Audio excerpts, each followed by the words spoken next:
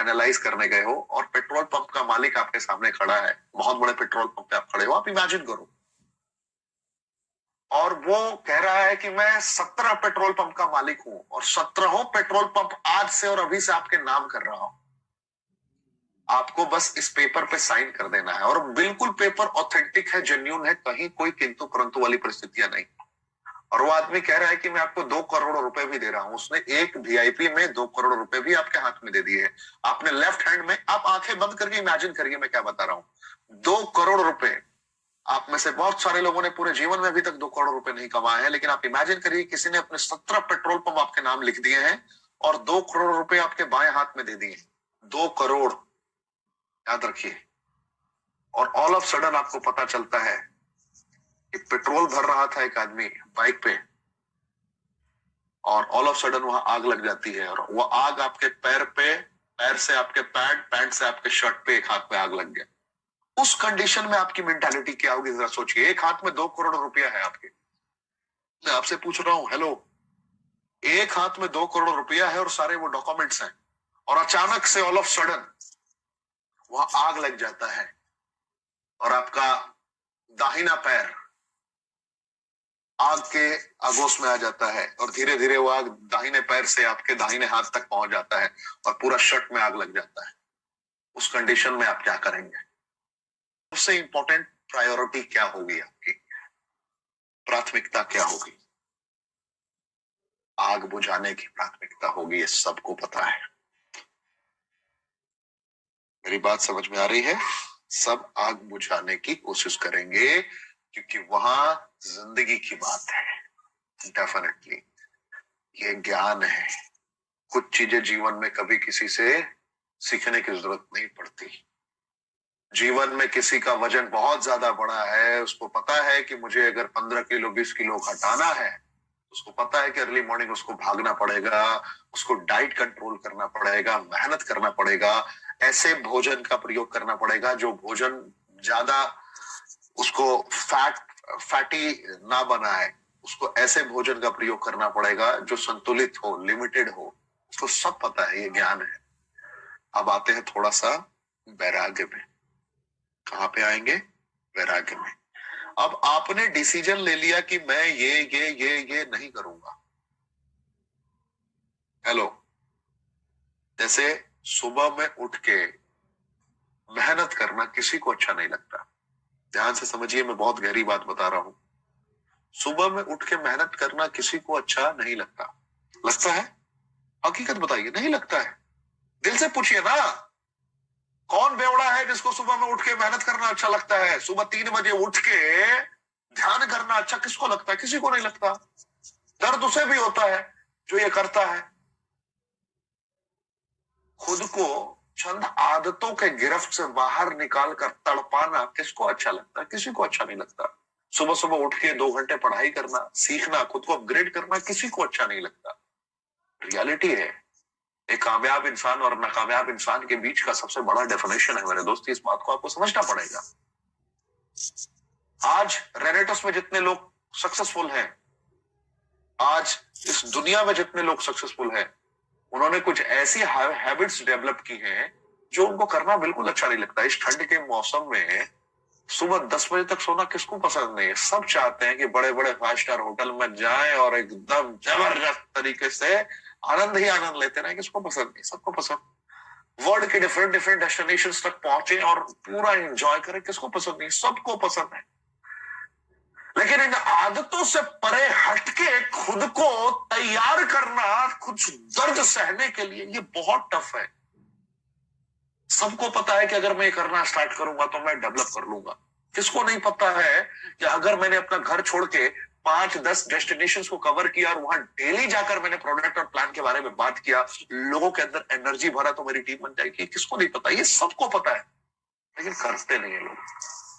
करते भी हैं, डिसीजन ले भी लेते हैं कि आज के बाद मैं पकौड़ा नहीं खाऊंगा, आज के बाद मैं शराब को हाथ तक नहीं लगाऊंगा, आज के बाद मैं सिगरेट छूंगा तक नहीं, आज के बाद मैं ये गलत काम नहीं करूंगा, आज के बाद मैं पढ़ना स्टार्ट कर दूंगा, आज के बाद मैं फालतू की नींद नहीं लूंगा, आज के बाद मैं आलस्य का त्याग कर दूंगा। लोग ज्ञान को समझते हुए वैराग्य धारण करने की कोशिश करते हैं। एक्चुअली ये वैराग्य का डेफिनेशन नहीं है, लेकिन मैं आपको डायरेक्ट सेलिंग के दृष्टिकोण से समझाना चाहता हूं, इसलिए मैं इस अंदाज में आपको परोसने की कोशिश कर रहा हूं कि मैं ये नहीं करूंगा, ये नहीं करूंगा, मैं बिल्कुल एकदम सीधा साधु की जिंदगी जीऊंगा, बहुत बेहतर तरीके से कनेक्ट करूंगा और अपने माता पिता के, अपने पत्नी के, अपने बच्चों के, अपने साथियों के सपनों को साकार करूंगा। ये सारे लोग रेजोल्यूशन ले लेते हैं और ज्ञान और वैराग्य के तलवार से अपनी जिंदगी को कनेक्ट करने की कोशिश करते हैं। इन दोनों की शक्तियों से अपने जिंदगी जीवन के पटल पर चलने की कोशिश करते हैं, लेकिन मुकाबला हार जाते हैं। आपको पता है क्यों हारते हैं? हारते इसलिए हैं कि कुछ चीजों से विरक्ति नहीं होती है, और कुछ चीजों से जब विरक्ति नहीं होती है तो वो अपनी ओर आकर्षित करता है। ज्ञान और वैराग्य सिर्फ काफी नहीं है इंसान को महान से महानतम लेवल तक पहुंचाने के लिए। कुछ चीजों से विरक्ति होनी चाहिए। जैसे अगर आपके शराब पीने की आपको आदत है, याद रखिए, आपको ज्ञान है कि शराब मेरे लिए बहुत हानिकारक है, ये मेरे किडनी तक को डैमेज कर सकता है, आपके लीवर तक को नुकसान पहुंचा सकता है, ये ज्ञान है। आपने छोड़ने का संकल्प ले लिया और आपने 10-12 दिन तक छोड़ दिया, ये वैराग्य है। ज्ञान उसको जानना कि ये नुकसानदायक है। आपको जान गए कि आलस्य में कर रहा हूं, ये नुकसानदायक है, मैं कंफर्टेबल जोन में हूं, ये नुकसानदायक है, ये ज्ञान है। मैं अभी भी अपनी टीम को बिल्ड नहीं कर रहा हूं, टीम से प्यार से बात नहीं कर रहा हूं, टीम की काउंसलिंग नहीं कर रहा हूं, टीम को गाइड नहीं कर रहा हूं, खुद को अपग्रेड नहीं कर रहा हूं, अभी भी मुझे प्लान देना नहीं आता है, अभी भी मुझे प्रोडक्ट समझाना नहीं आता है, अभी भी लोगों की आंखों में आंखें मिला के बेहतरीन लीडरशिप का प्रदर्शन करना नहीं आता है, ये ज्ञान है। और आपने ये सब कुछ करने का निश्चय कर लिया। जैसे मैं शराब पीना बहुत पसंद करता हूं और मैं शराब छोड़ने जा रहा हूं, मैं सिगरेट पीना बहुत पसंद करता हूं, सिगरेट छोड़ने जा रहा हूं, तो ये ज्ञान के बाद वैराग्य है। मैंने छोड़ दिया, वैराग्य है। आपने लोगों को प्लान दिखाना स्टार्ट कर दिया, लोगों को पूरी तरीके से कनेक्ट करना स्टार्ट कर दिया, खुद को अपग्रेड करना स्टार्ट कर दिया, ये भी एक तरीके से वैराग्य है। लेकिन उसको लगातार मेंटेन रखना, मतलब छोड़ दिया तो लगातार छोड़ दिया। 10 दिनों के बाद कहानी क्या होती है, मतलब 10 दिन तक आपने मेहनत कर लिया, ये दर्द, जहां दर्द होना स्टार्ट होता है ना, वहां पे आपका दिमाग फिर हिलना स्टार्ट होता है। अगर विरक्ति से आपने लॉक नहीं कर दिया है तो आप मुकाबले से बाहर हो जाएंगे। फिर बोलूंगा, ज्ञान, वैराग्य और विरक्ति। ज्ञान हो गया कि मैं ये करूंगा तो मेरे साथ ऐसा हो जाएगा, ये ज्ञान है। उसको करना आपने स्टार्ट कर दिया, ये वैराग्य है। और वैराग्य के बाद आता है तीसरा, विरक्ति। ये विरक्ति का ढक्कन अगर आपने लॉक नहीं किया तो जिन बाहर आ जाएगा। जिनको आपने बोतल में बंद कर दिया, जिनको आपने बोतल में बंद कर दिया, पकड़ लिया, सबसे पहला ज्ञान आपको मिला कि आपने उस जिन को पकड़ा। जिन को पकड़ के मारते मारते बोतल में डाल दिया आपने, और बोतल में डालने के बाद आपने हाथ से ढक रखा है, वो वैराग्य तक है। और जैसे ही हाथ हटाया आपने, वो जिन फिर से बाहर। उस जिन को बाहर ना निकलने के लिए आपको उस बोतल को वैराग्य के ढक्कन से बंद करना पड़ेगा, ये विरक्ति के ढक्कन से। और विरक्ति का ढक्कन बड़े चुनौतियों के बाद आता है। नहीं तो क्या होगा, जैसे आपने शराब छोड़ दिया, मैं शराब का एग्जांपल इसलिए देता हूं कि आप लोग थोड़ा बेहतर तरीके से समझ पाएंगे, क्योंकि नेगेटिव चीजों पे लोग बड़ा बेहतर तरीके से समझते हैं। जैसे आज विवेकानंद जी ने किस वक्त कौन सा स्पीच दिया था, ये लोगों को याद नहीं होगा, लेकिन मल्लिका शेरावत जी ने कौन सा ठुमका कौन से गाने पे लगाया था, ये बहुत लोग को याद रहता है।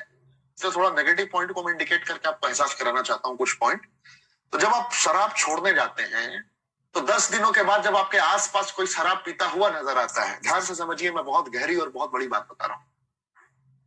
जब आप अर्ली मॉर्निंग सुबह में पढ़ना स्टार्ट कर देते हैं और आपको लगता है कि मैं खुद को तकलीफ कितना भी हो जाए, लेकिन मुझे अब अपग्रेड करना है, मुझे अब दिन रात मेहनत करना है। जब आप जोश से भरे होते हैं और आपके बगल में ही कोई आपका साथी सुबह में ऐसे करता हुआ नजर आता है, अरे यार क्या सुबह उठ जाता है यार, मेरे को सोना है, नींद आ रही है। जब आप देखते हो कि आप इस कड़ाके के ठंड में ठुठुरते हुए पढ़ने को तैयार हो, नींद तो आपको भी आ रही है, नींद तो उसे भी आ रही है, लेकिन वो नींद का आनंद ले रहा है, खराटे ले लेके बड़े चाव से सोया है कंबल तान के। उस वक्त आपको वो नींद आकर्षित करेगा अपनी ओर कि बेटा काहे को पड़े हो चक्कर में, नींद के टक्कर में कोई नहीं है, और सो जाओ, 2 घंटे के बाद पढ़ाई देखा जाएगा। जब आप शराब छोड़ते हैं 10 दिनों के लिए ज्ञान के सहारे और वैराग्य के सहारे, तो वहां पे क्या होता है कि वो जब तीसरा और चौथा व्यक्ति कोई पी रहा होता है तो वो आपको अट्रैक्ट करता है। ध्यान से समझिए, मैं बहुत गहरी बात बता रहा हूं। जब आप नेगेटिविटी को छोड़ने जाते हो और अगर विरक्ति नहीं हुई है तो वो कनेक्ट नहीं कर पाओगे। ये डायरेक्ट सेलिंग का बहुत बड़ा थ्योरी है, याद रखिए। मैं अध्यात्म से डायरेक्ट सेलिंग को कनेक्ट करके आपको समझाने की कोशिश कर रहा हूं। आज तक आपको किसी ने नहीं समझाया होगा पूरे दुनिया में, मैं दावे के साथ कह सकता हूं, क्योंकि इस लेवल की ट्रेनिंग पूरे वर्ल्ड में होती ही नहीं है जो मैं अभी आपको डिलीवर करने की कोशिश कर रहा हूं। किसी भी ट्रेनर ने आपको इस तरीके से नहीं समझाया है। मैं इसलिए समझाने की कोशिश कर रहा हूं कि परमात्मा की एक बहुत सकारात्मक ऊर्जा मेरे साथ शायद कनेक्टेड है, मुझे नहीं पता, क्योंकि मैं समझाना नहीं चाह रहा था, मैं तो 9 पॉइंट बताना चाहता था, लेकिन ऑल ऑफ सडन मेरे जहन में आया और मैंने बताना स्टार्ट कर दिया आपको। SRT का यूज कर रहा हूं अभी, तत्कालिक सिचुएशन रिएक्शन टैक्टिक का। मेरी बात को ध्यान से समझिए और गहराई में सोचने की कोशिश करिए कि जब वो शराबी 10 दिन के बाद अट्रैक्ट करने लगता है तो उसके जहन में एक बात आती है जो उसको ले डूबती है। डुबाने का सबसे आसान तरीका, आज ये कर लेते हैं कल से नहीं करेंगे। इस गहराई को जिस दिन आप समझ जाएंगे ना, ये आपको मार देगा। सुसाइडल केस है ये। आज कुछ ऐसे गुनाह हैं जो आज कर लेते हैं कल से नहीं करेंगे। जैसे ही आपके जहन में आता है, आप बहुत बुरी तरीके से फंस जाते हैं, और वहीं से वो वैराग्य खत्म हो गया और वो ज्ञान धरा का धरा रह गया। आपको पता था कि आप प्लान दिखाओगे, रिजेक्ट होगे, लेकिन रिजेक्ट होने के बाद भी नेवर गिव अप एटीट्यूड को डेवलप करना है। लेकिन रिजेक्ट होने के साथ में आपको लगा यार क्या मैं ये कर रहा हूं, ये मुझसे नहीं होगा, चलो कुछ नौकरी कर लेते। मेरी बात समझिए, जब मन आपको कहना प्रारंभ कर दे तो मन आपके साथ खेलता है, याद रखिए, और ये खेल उसी दिन खत्म हो जाएगा जिस दिन विरक्ति हो जाएगी। आलस्य से विरक्ति कीजिए, आलस्य का त्याग मत करिए, आलस्य को अंडर एस्टिमेट मत करिए, उसके साथ में विरक्ति कीजिए। उसको बताइए कि मुझे घृणा है आलसी लोगों से। अपने मन में बैठाइए, जीवन में कभी आलस नहीं आए। एंटीसिपेशंस बहुत गहरा पॉइंट है। रातों रात जो करोड़पति बनने का सोचते हैं ना, वो लटक जाते हैं। रातों रात करोड़पति बनाने का ये कोई मीडियम नहीं है। ये आपको ज्ञान भी होना चाहिए और आपको पूरी तरीके से समझ भी होना चाहिए।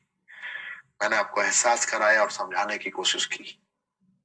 कभी भी उम्मीद मत रखना इस इंडस्ट्री से कि रातों रात आपको करोड़पति बनाएगा। हार्ड वर्क चाहिए, परसिस्टेंट एंड कंसिस्टेंट होकर आपको हार्ड वर्क।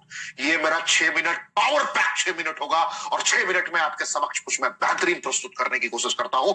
याद रखिए, रातों रात कोई करोड़पति नहीं हो सकता। दुनिया में आज तक कोई भी इतिहास रचने वाला पैदा हुआ है तो रातों रात कामयाब नहीं हुआ है। याद रखिए, सचिन तेंदुलकर रातों रात कामयाब बनने के लिए उसने बैटिंग करना स्टार्ट नहीं किया था, प्रैक्टिस करना स्टार्ट नहीं किया था। लता मंगेशकर सुर कोकिला के नाम से प्रसिद्ध रही है। उन्होंने रातों रात गायक बन के कच्चा बादाम की तरह डांस करके कामयाब होने के लिए प्रसिद्धि हासिल नहीं की थी। उन्होंने दिन रात मेहनत करके अपने गायकी पर मेहनत किया था, स्वरों को सजाया था, स्वरों की पूजा की थी। आज उसके बाद हम उनका नाम जानते हैं और उन्हें अपने हृदय में बसाते हैं। सुर कोकिला के नाम से हम उन्हें समझते हैं और उनका आराधना करते हैं, उनकी इज्जत करते हैं, उनका सम्मान करते हैं। इस बात को सदैव अपने हृदय में रखिए। रातों रात सक्सेस के चक्कर में कभी नहीं भागना है। रातों रात क्रिप्टो मिल गया, रातों रात क्रिप्टो मिल गया, कोई ज्ञान दे रहा है करोड़ों कमा लोगे, कोई कंपनी आ गई, अरे चल मैं तेरे को वर्चुअल सीसी दे दूंगा, मैं तेरे को वो दे दूंगा,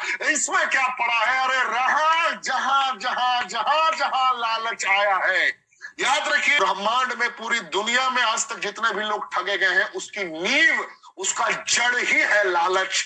लालच ना होता तो आज पूरा ब्रह्मांड अपराध मुक्त होता, कोई अन्याय करने वाला पैदा नहीं होता। याद रखिएगा, इसलिए जिंदगी में जहां भी 1% का भी लालच मिले तो आप समझ जाइए कि खेल गड़बड़ है। याद रखिए, अगर किसी बैंक में आप जाते हैं या किसी जगह पे इन्वेस्टमेंट करने जाते हैं, अगर आपको पता है कि 1 साल में 6% मुझे रिटर्न मिलने वाला है, 1 साल में 7% मुझे रिटर्न मिलने वाला है, तो आपको टेंशन लेने की जरूरत नहीं है, आप एकदम रिलैक्स मोड में रहिए। लेकिन ऑल ऑफ सडन किसी दुनिया के स्कीम में पता चलता है कि 1 साल में 25% का रिटर्न आने वाला है, 30% का रिटर्न आने वाला है, तो समझ जाना कहीं ना कहीं आपका मूलधन भी जाने वाला है। उसको कोई रोक नहीं सकता, चाहे वो आज जाए या कल जाए। इस बात को अपने दिमाग में रखिएगा। ओवरनाइट सक्सेस कहीं नहीं है, दिन रात मेहनत करना पड़ेगा और रेनेटस में तो आपको तपाना पड़ेगा। You don't have choice, you don't have choice. याद रखिएगा, ऑप्शन ही नहीं छोड़ा है रेनेटस ने।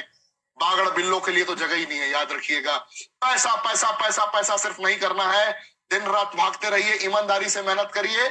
और ये पॉइंट तो मैंने आपको समझा दिया। यहां ध्यान दीजिए, a little learning is a dangerous thing. पूरा सीखिए, समझिए इस इंडस्ट्री को, पहचानिए इस इंडस्ट्री को, इस इंडस्ट्री की आराधना कीजिए। याद रखिए, दुनिया में सबसे आसान है लोगों के समक्ष अपनी बातों को प्रस्तुत करना। याद रखिए, दुनिया का सबसे आसान तरीका है, बहुत आसान काम है अपने बातों को लोगों के समक्ष प्रस्तुत करना। लेकिन इस दुनिया में बहुत मुश्किल है अपने बातों को किसी के हृदय में बसा देना। यही कला सीखने में पूरी जिंदगी बीत जाती है लोगों की। याद रखना, मैंने क्या बोला? मैंने क्या बोला? मुंह खोल के बोल देना बहुत आसान है, इससे आसान दुनिया में कोई काम नहीं है। लेकिन जो आपने अपना मुंह खोल के बोला है, जो अपने मुखार मन से आपने शब्द परोसे हैं, जो सामने वाले के समक्ष आपने अपने शब्दों की वर्षा की है, अपने वाक्यों की वर्षा की है, उन वाक्यों की वर्षा को समेट कर उसके हृदय में परोस देना, यही सबसे बड़ी कला है, बहुत बड़ी चुनौती है। और उस चुनौती को सीखने में कई लोगों की तो जिंदगी बीत चुके हैं, और मैं भी इसी प्रोसेस में हूं। मैं भी अभी तक परिपूर्ण नहीं हो पाया हूं, और ना दुनिया के कोई भी बड़े वक्ता परिपूर्ण हो पाए। याद रखिए, इसलिए अधूरा ज्ञान के साथ मैदान में मत खड़े होइए कि जब दुनिया की आंखों में आंखें मिलाए तो आपको कभी चुनौती का सामना करना पड़े। लगातार सीखिए, लगातार सीखिए, और लोगों को सिखाइए। हर वक्त ज्ञान की वर्षा कहीं ना कहीं हो रही होगी, वहां से ज्ञान को लूटिए, परोसिए, एहसास कीजिए, जिंदगी बहुत बेहतरीन हो जाएगी। याद रखिए, हमेशा सोचिए, समझिए, महसूस करिए, और एक एक्टिविटीज पे ध्यान दीजिए। मैं एक स्लाइड छोड़कर आगे बढ़ रहा हूं डायरेक्टली, क्योंकि उसकी चर्चाएं मैंने पहले भी कर दी है। याद रखिए, डायरेक्ट सेलिंग में लोग हारते इसलिए हैं, दुनिया के पटल पे भी हारते लोग इसलिए हैं, उनके पास कोई गोल नहीं होता। क्या लिखा है? If you don't write down your goals you will soon forget them. आज रात को आपने कुछ संकल्प लिया, और अगर लिखित नहीं है तो वो संकल्प कब आपका चाय पकौड़ा बन जाएगा आपको पता ही नहीं चलेगा कि मैंने संकल्प भी लिया था किसी जमाने में। क्योंकि दुनिया का सबसे खतरनाक अगर धोखेबाज कोई चीज है, ये बड़ी गहरी और बड़ी प्रचंड बात आपको समझा रहा हूं, दुनिया में अगर सबसे खतरनाक और धोखेबाज कोई है तो वो आपका दिमाग है। इससे बड़ा दगाबाज और धोखेबाज कोई होता ही नहीं है। ये आज की बातें भी आज भूल जाता है।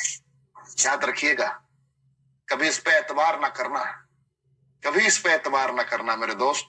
इस पर यकीन कर लिया तो रोड पे आ जाओगे। ये बहुत तगड़ा धोखा देता है, बहुत तगड़ा। सनम बेवफा गाना सुना है ना आपने? इससे बड़ा बेवफा कोई नहीं है। असल मौके पे साथ छोड़ देता है। कभी कभी आपको फिर से गाना याद आने लगा, अभी पेट में है मुंह पे नहीं आ रहा है। सुना है ना कभी कभी? अरे क्या करूं, मैंने पढ़ा था, पेट में है मुंह में नहीं आ रहा। ये वाली याद आनी शुरू हो जाएगी आपको, अगर इस पे एतबार कर लिया। इसलिए हमेशा एक नोटबुक अपने साथ रखिए, और जो भी थॉट आता है, जो भी दिमाग में विचार आता है, उसे तुरंत लिख लिया करिए और रिटन गोल बनाइए। आप कभी भी नाकामयाब नहीं होंगे। याद रखिए, जीवन में एक महान उद्देश्य होना चाहिए। उद्देश्यहीन जीवन आपको कहीं का नहीं छोड़ेगा। आप मैदान में टिक ही नहीं पाएंगे। उद्देश्य का होना जरूरी है, और उद्देश्य का महान होना जरूरी है। 9,999 असफलताओं के बाद थॉमस अल्वा एडिशन से कोई पूछता है कि जनाब, आप इतनी असफलताओं से क्या सीखते हैं? इतने असफल होने के दरमियान आपने खुद को कैसे संभाला? थॉमस अल्वा एडिशन का यही कहना था कि इस बल्ब के आविष्कार के दरमियान हमने एक बार भी असफलता को देखा ही नहीं, क्योंकि मैंने 9,999 बार यही सीखा कि किन किन तरीकों से बल्ब नहीं बनाया जा सकता है। मार्केटिंग में रिजेक्शन सहने के बाद नेटवर्क मार्केटिंग